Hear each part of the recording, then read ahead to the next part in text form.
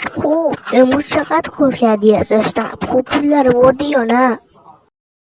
آره امروز خوب پول در آوردم، 1 تومن در آوردم. صدای پدافند نمیاد، یه صدای پدافندی هستش. آره برو بریم چک کنیم، بودو تو از دستش ندیم.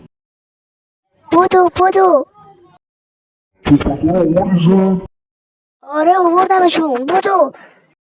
آره اینجا هستش، بودو ای وای پدافند زدش، ای وای پدافند زدش، بدبخت شدیم وای پدافند زدش. آقای ترامپ صبح امروز اعلام کرد که تهران حمله میشه. سلام عزیزم، دیدی داخل تلویزیون گفتن حمله میشه به تهران؟ آره بودو بریم داخل چه پناهگاهمون. آره بدو بریم داخل پناهگاه، بدو.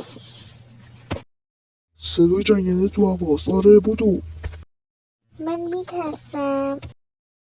نترس من اینجا. این داستان ادامه دارد.